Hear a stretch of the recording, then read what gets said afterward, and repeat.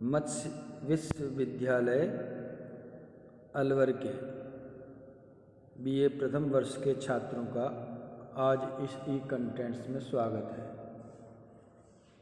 प्रिय विद्यार्थियों, आज हम संस्कृत साहित्य की प्रथम प्रश्न पत्र की महत्वपूर्ण पुस्तक रघुवंश महाकाव्यम के प्रथम सर्ग के 11 से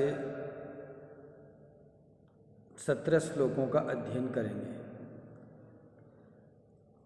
जैसा कि मैंने पहले बताया था कि रघुवंश महाकाव्यम लघुत्रयी में आता है।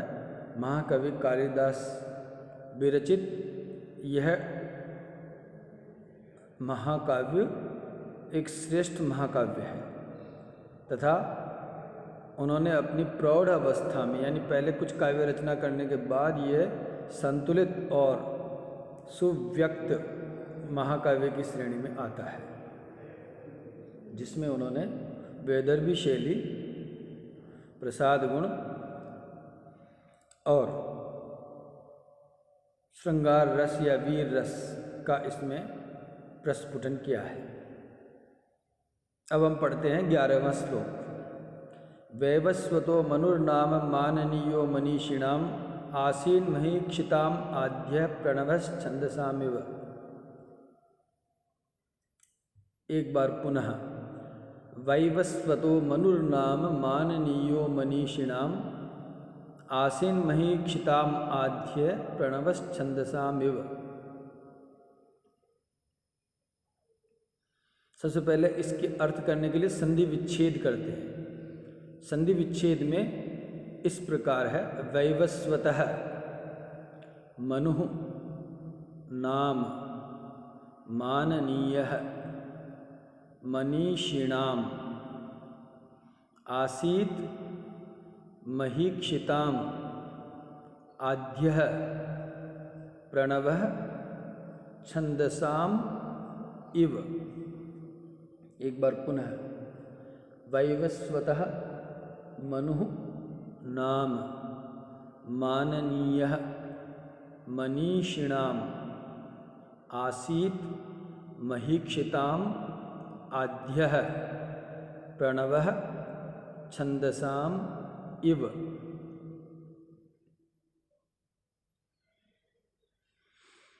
इसका अन्वय इस प्रकार होगा कि मनीषिणाम माननीयः वैवस्वतः मनु नाम मनुः छंदसाम प्रणवः इव महीक्षिताम आद्यः आसीत्। एक बार पुनः। मनीषिणाम माननीयः वैवस्वतः मनुः छंदसाम प्रणवः इव महीक्षिताम आद्यः आसीत्। इसका अर्थ इस प्रकार होगा। मनीषिणाम मनीषियों के मध्य, धैर्यशाली व्यक्तियों के मध्य, विद्वानों के मध्य, माननीयः सम्माननीय, वैवस्वत नाम मनु, वैवस्वत इस नाम के मनु थे, जो क्या थे? प्रणव छंदसाम प्रणवः इव। वेदों में या छंदों में या मंत्रों में ओंकार के समान, जिस तरह से मंत्रों में ओंकार श्रेष्ठ और प्रथम माना जाता है, उसी प्रकार विद्वानों में वैवस्वत मनु प्रथम थे। किसमें थे? महीक्षिताम आद्य आसीत्। महीक्षिताम यानी राजाओं में प्रथम थे, राजाओं में सर्वश्रेष्ठ थे। यानी जब राजाओं की, श्रेष्ठ राजाओं की गिनती होती थी तो सबसे पहले इन्हीं की गणना होती थी। एक बार पुनः। मनीषियों के, विद्वानों के, श्रेष्ठ पुरुषों के मध्य में माननीय सम्माननीय वैवस्वत मनु नाम, वैवस्वत नाम के मनु हुए, जो कैसे थे? छंदसाम प्रणवः इव, जो छंदस कहते हैं मंत्रों में, प्रणवः इव यानी ओंकार के समान। महीक्षिताम पार्थिव राजाओं में आद्य आसीत, सर्वमुख्य थे, सर्वप्रथम थे। टिप्पणियाँ इस तरह से लिख सकते हैं, वैवस्वतः विवस्वान प्लस अण प्रत्यय, विवस्वत प्लस अण प्रत्यय, इससे वैवस्वत शब्द बनेगा प्लस षष्ठी एक वचन। और माननीय है, मान धातु और अनियर प्रत्यय, मनीषिणाम, मनीषी शब्द मनस धन ईशा, मनीषा, तो मनीषा प्लस इनी प्रत्यय, तो इससे शब्द बनेगा मनीषिन प्लस षष्ठी का एक बहुवचन। आसीत, अस धातु लंग लकार प्रथम पुरुष एक वचन। यहाँ इव आया इसलिए उपमा अलंकार है, यहाँ पर उपमा अलंकार का प्रयोग किया गया है। रीति वही है, वैदर्भी रीति, प्रसाद गुण और उपमा अलंकार। आगे का 12वां श्लोक, तदन्वये शुद्धिमति प्रसूतः शुद्धिमत्तरः दिलीप इति राजेन्दुरिन्दु क्षीर निधाविव। एक बार पुनः, तदन्वये शुद्धिमति प्रसूतः शुद्धिमत्तरः दिलीप इति राजेन्दुरिन्दु क्षीर निधाविव। इसका संधि विच्छेद सबसे पहले करेंगे, तत् अन्वये शुद्धिमति प्रसूतः शुद्धिमत्तरः दिलीप इति राजेन्दुः इंदुः क्षीरनिधौ इव। एक बार पुनः, तत् अन्वये शुद्धिमतिः प्रसूतः शुद्धिमत्तरः दिलीपः इति राजेन्दुः इंदुः क्षीरनिधौ इव। तत् उस, इसका अन्वय इस तरह से होगा, शुद्धिमति तदन्वये शुद्धिमत्तरः दिलीपः इति राजेन्दु क्षीरनिधौ इंदु इव प्रसूतः।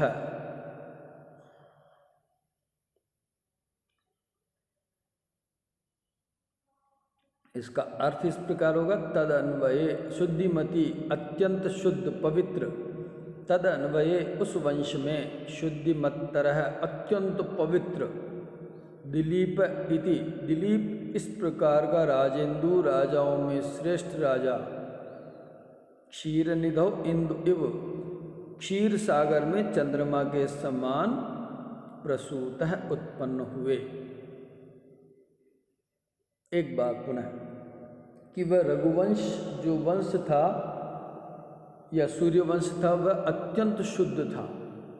उस अत्यंत शुद्ध रघुवंश या सूर्यवंश में शुद्धिमत्तर और अत्यंत पवित्र दिलीप इस नाम का राजाओं में श्रेष्ठ राजा उत्पन्न हुआ, जो कैसा था, मानो समुद्र में क्षीर सागर में चंद्रमा हो। इस प्रकार का वह राजाओं में श्रेष्ठ राजा दिलीप उत्पन्न हुआ। टिप्पणियाँ, अन्वये, अन्वय शब्द प्लस सप्तमी एक वचन, शुद्धिमती, शुद्धिमती की व्याकरण कैसे होगी, शुद्धि धन मतु प्रत्यय प्लस सप्तमी एक वचन, प्रसूतः प्र उपसर्ग सूय धातु कुता प्रत्यय, शुद्धिमत्तरः शुद्धि धन मतु प्लस तर प्रत्यय, राजेन्दुः राजानाम या राज्ञाम इंदुः षष्ठी तत्पुरुष समास, क्षीरनिधौ क्षीरश्चासौ निधि कर्मधारय समास। तो यहाँ राजेन्दुरिन्दु, ये जिस तरह से ये दो पदों का तथैव पुनः प्रयोग हुआ है, तो यहाँ पर यमक अलंकार है और इव आ गया इसलिए उपमा अलंकार। दो अलंकार है, यमक अलंकार और उपमा अलंकार।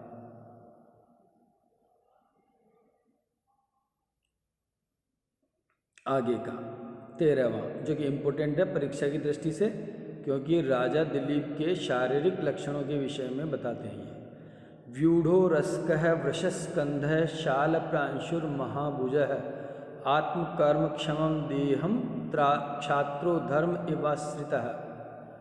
व्यूढ़ो रस्कः वृषस्कन्धः शाल प्रांशुर महाभुजः आत्मकर्म क्षमं देहम क्षात्रो धर्म इवाश्रितः।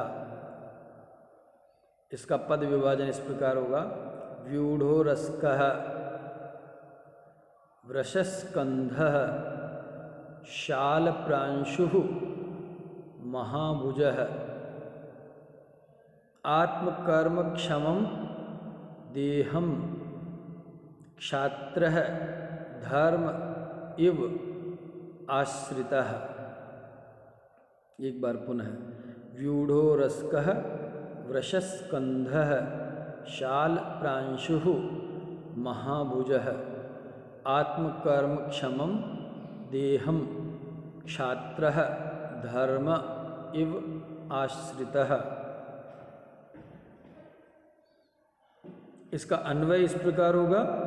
व्यूढ़ो रस्कः वृषस्कन्धः शाल प्रांशुः महाभुजः आत्मकर्म क्षमं देहम आश्रितः क्षात्रः धर्म इव। इसका अर्थ इस प्रकार होगा। व्यूढ़ो रस्क, व्यूढ़ यानी विशाल, रस्क उरस्क मतलब वक्षस्थल वाला, उसकी जो छाती थी वो अत्यंत चौड़ी थी, तो विशाल वक्षस्थल वाला। वृषस्कंध वृष के समान उन्नत कंधों वाला। शाल प्रांशु शाल यानी वृक्ष के समान लंबी लंबी, महाभुज विशाल भुजा वाला। और आत्मकर्म क्षमं देहम अपने कर्म के अनुसार देह को धारण किए हुए देवे था। तो कैसा लगता है? मानो क्षात्र धर्म एव। क्षात्र धर्म एव मतलब क्षत्रिय धर्म साक्षात मूर्तिमान होकर के आ गया हो, इस प्रकार प्रतीत होता था। पुनः एक बार अर्थ। वह दिलीप नामक राजा विशाल वक्षस्थल वाला, वृक्ष के यानी बैल के समान उन्नत कंधों वाला, शाल वृक्ष के समान लंबी लंबी विशाल भुजाओं वाला, और अपने कार्य के अनुरूप शरीर को धारण करने वाला, मानो क्षत्रिय धर्म साक्षात आ गया हो, इस प्रकार का था।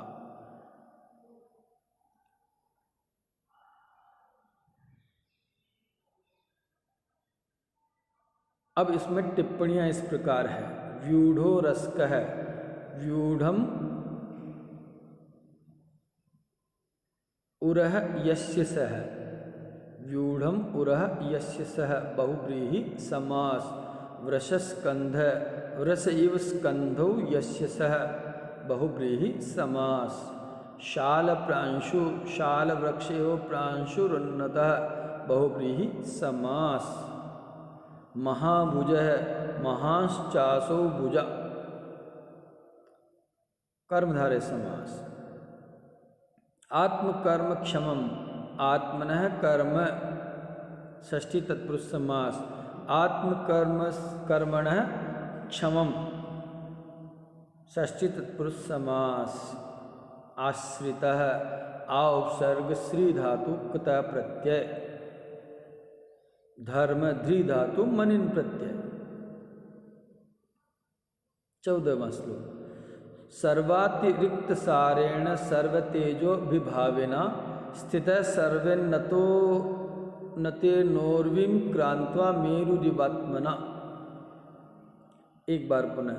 सर्वातिरिक्त सारेण सर्वतेजो विभावेना स्थित सर्वोन्नते नोर्विम क्रांत्वा मेरुरिवात्मना। इसका संधि विच्छेद इस प्रकार होगा। सर्वातिरिक्त सारेण सर्वतेजः अभिभाविना स्थितः सर्वोन्नतेन उर्वीम क्रांत्वा मेरुः इव आत्मना। एक बार पुनः संधि विच्छेद। सर्वातिरिक्त सारेण सर्वतेजः अविभाविना स्थितः सर्वोन्नतेन उर्वीम क्रांत्वा मेरुः इव आत्मना।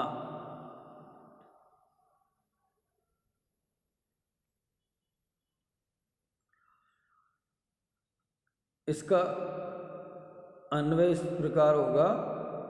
सर्वातिरिक्त सारेण सर्वतेजो अभिभाविना सर्वोन्नतेन आत्मना मेरु इव उर्वीम क्रांत्वा स्थितः।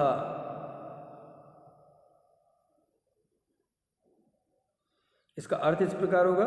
सर्वातिरिक्त सारेण सभी प्राणियों में अत्यंत बलशाली और सर्व तेजो अभिभाविना सभी प्राणियों को अपने तेज से पराभूत करने वाले और सर्वोन्नतेन सुबसे उन्नत शरीर वाले वे राजा दिलीप सुमेरु के समान उर्वीम क्रांत्वा पृथ्वी को आक्रांत करके स्थित यानी स्थित थे। एक बार पुनः। सबसे प्राणियों में अत्यंत बलशाली सभी प्राणियों को अपने तेज से पराभूत या पराजित करने वाले और सभी से ऊंचे होने के कारण जिस प्रकार सुमेरु पर्वत पृथ्वी को व्याप्त करके स्थित रहता है उसी प्रकार वे पृथ्वी को व्याप्त करके स्थित थे। टिप्पणियां इस प्रकार होगी। सर्वेषां अतिरिक्तः सारः यस्य सः बहुव्रीहि समास सर्वतेजः सर्वेषां तेजः षष्ठी तत्पुरुष समास। अभिभाविना अभि उपसर्ग भू धातु निच प्रत्यय प्लस तृतीया एक वचन। स्थित स्था धातु कृत प्रत्यय। सर्वोन्नतेन सर्वेषां उन्नतः यः सः बहुव्रीहि समास। क्रांत्वा क्रम धातु कृत्वा प्रत्यय। इव आ गया यहाँ उपमा अलंकार।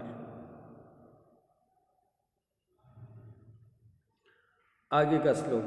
आकार सदृश प्राज्ञः प्रज्ञया सदृशागमः आगमे सदृशारंभ आरंभ सदृशोदय।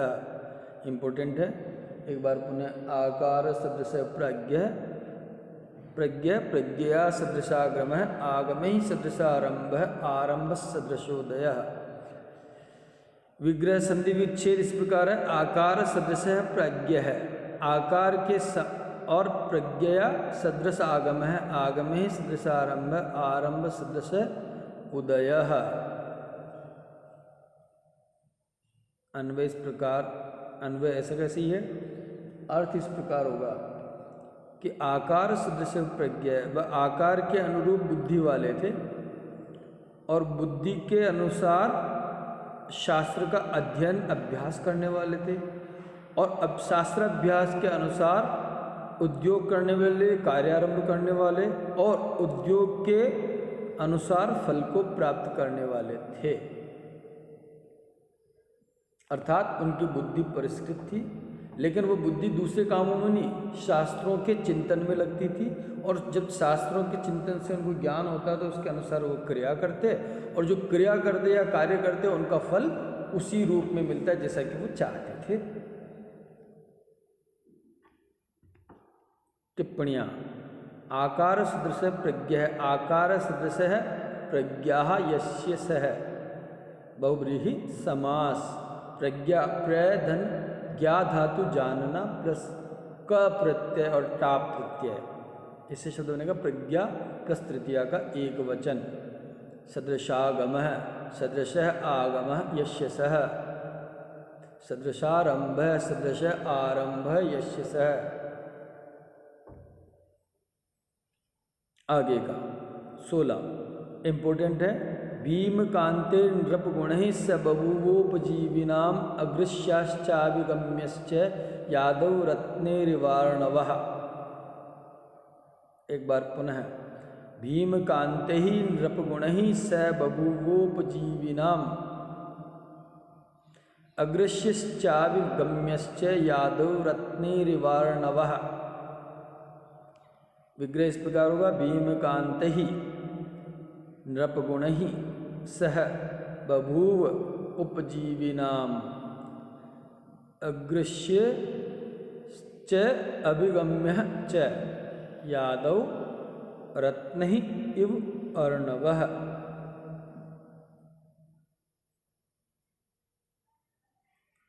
अन्वय इस प्रकार होगा, भीमकांते ही नृपगुणैः स च उपजीविनाम् यादव रत्नैः अर्णव इव अगृह्य अभिगम्य च बभूव।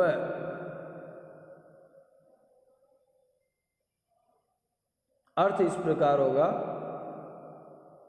भीम कांते ही, भीम कहते हैं भयंकर, कांते यानी मनोहर, नृपगुणे राजा के गुणों से युक्त वे राजा, वे दिलीप नामक राजा उपजीवी नाम यानी अपने आश्रित जनों को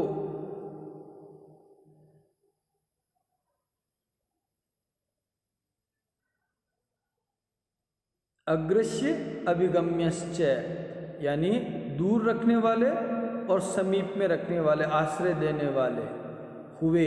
बभूव यानी हुए, किस तरह से, यादव रत्ने रिवार्णवः, जिस तरह से रत्नों से समुद्र के समान, यानी जल जंतु और रत्नों से समुद्र क्या करता, जल जंतुओं को अपने पास भी रखता और दूर भी रखता और अपने आश्रय में भी रखते हैं, इस प्रकार के हुए।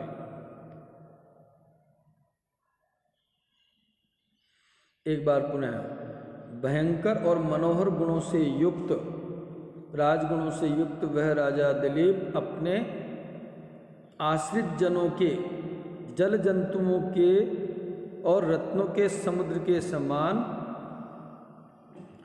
अगृह्य च अभिगम्यश्च यानी दूर रखने वाले तथा आश्रयदाता भी हुए हैं।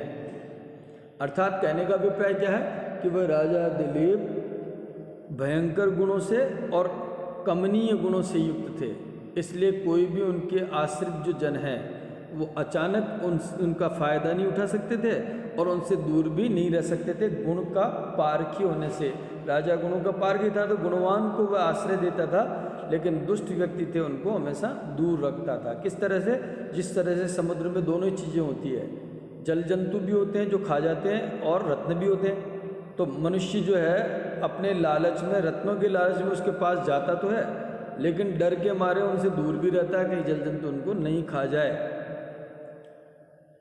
टिप्पणियाँ, भीम कांते ही, भीमश्च कांतश्च, द्वंद्व समास प्लस तृतीया बहुवचन, नृप गुणैः नृपाणाम गुणाः, षष्ठी तत्पुरुष समास, बभूव भू धातु लिट लकार प्रथम पुरुष एक वचन, उपजीविनाम उप धन जीव धातु प्लस ऋणीनि प्रत्यय प्लस षष्ठी बहुवचन, अग्रस्यश्च अभिगम्यश्च। इव आ गया तो उपमा अलंकार। अंतिम श्लोक, रेखा मात्रमपि क्षणात् मनोवर्त्मनः परम न व्यतीयुः प्रजास्तस्य नियंतुर्नेमिवृत्तयः। दोबारा, रेखा मात्रमपि क्षणात् मनोर्वर्त्मनः परम न व्यतीयुः प्रजास्तस्य नियंतुर्नेमिवृत्तयः। पद विभाजन इस प्रकार, रेखा मात्रम अपि क्षुण्णात् आत्मनः वर्त्मनः परम न व्यतीयुः प्रजाः तस्य नियंतुः नेमिवृत्तयः। अन्वय इस प्रकार होगा, नियंतुः तस्य नेमिवृत्तयः प्रजा आत्मनः क्षुण्णात् वर्त्मनः रेखा मात्रमपि न व्यतीयुः। इसका अर्थ इस प्रकार होगा, नियंतु यानी शासन करने वाले, नियंत्रित करने वाले, शिक्षा देने वाले उस राजा दिलीप की नियमी वृत्तयः चक्रधारा से प्रजा यानी प्रजा आत्मनः क्षुण्णात अपनी मार्ग से, क्षुण्णात वर्तमान यानी अपने गमन मार्ग से, आचार परंपरा के मार्ग से, रेखा मात्र न व्यतीयु एक रेखा मात्र भी लांघते नहीं थे। यानी नियंत्रक उस राजा की प्रजा जिस तरह से रथ अपनी नेमी वृत्त के अलावा कुछ भी मार्ग को व्याप्त नहीं कर सकता, उसी प्रकार प्रजाएं आचार परंपरा के मार्ग से थोड़ा सा भी नहीं हटती थी, क्योंकि उसका नियंत्रण प्रजा पर इतना अधिक था। तो रेखा मात्रम रेखाधन मात्रच प्रत्यय क्षुण्णात क्षुर्ण प्लस पंचमी एक वचन और व्यतीयु वि उपसर्ग अत धातु विधिलिंग लकार प्रथम पुरुष बहुवचन प्रजा प्रय उपसर्ग जन जन और ड प्रत्यय प्लस टाप प्रत्यय नियंतु नि उपसर्ग यम धातु तुन प्रत्यय त्रिच प्रत्यय प्लस षष्ठी एक वचन नेमी वृत्तय है नेम्यः वृत्ति यस्य सह बहुब्रीहि समास।